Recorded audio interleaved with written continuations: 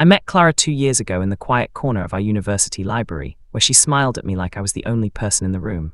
I was the guy who minded his own business, kept his grades high, and believed that loyalty was the foundation of everything.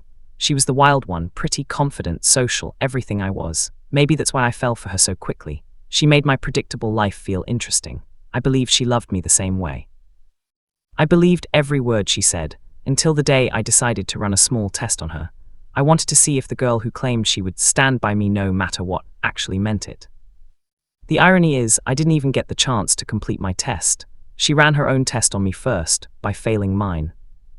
It started 3 weeks before our university finals, when I pretended that I had failed an important internal exam.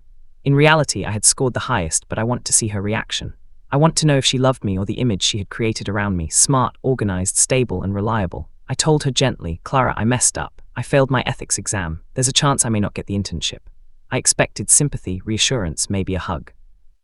Instead, she froze. Then she frowned as if I had personally embarrassed her.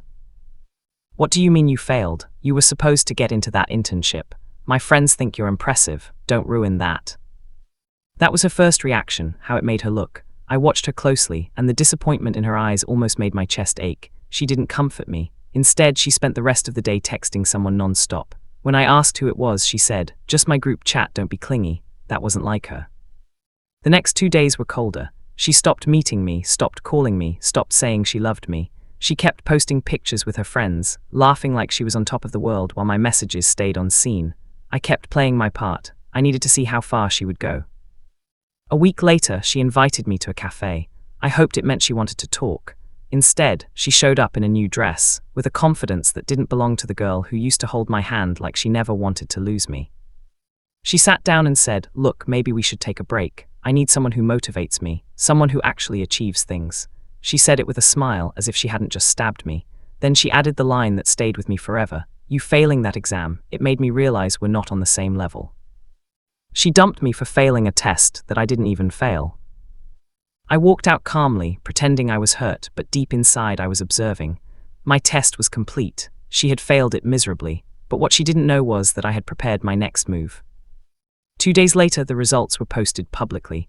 My name was at the top of the list. Highest scorer, best performance, first in the department, and the internship. I got the offer letter the same day. I didn't post it anywhere. I didn't share it with anyone. I stayed silent. Meanwhile, her friends started texting me about congratulating me.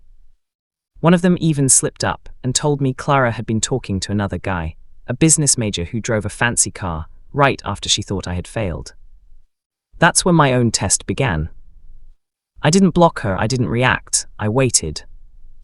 Exactly 1 week later, Clara called me, hesitant, soft, fake sweetness dripping from every word. "Hey, I heard about your results. Congratulations, can we talk?" I said yes. She showed up looking nervous, playing with her bracelet. "I'm sorry," she whispered. "I was stressed. I didn't mean what I said. I just freaked out. You know how much pressure I'm under." She tried to hold my hand, but I kept mine still. "Clara," I said quietly, "what would you have done if the failure was real?" She looked away. "I don't know." "I do," I replied. "You already did it." Her eyes widened when she realized. My silence wasn't confusion, it was proof. I stood up, grabbed my bag, and said the words she never expected. "You left me after I failed one imaginary test, but you had no idea I was testing you too, and you failed the only test that mattered, loyalty." She reached for me desperately, suddenly emotional, but I walked out without turning back. For the first time, she understood the value of something only after losing it. I didn't lose anything. I just lost someone who wasn't meant to stay. And she lost someone who would have never walked away unless she pushed him first.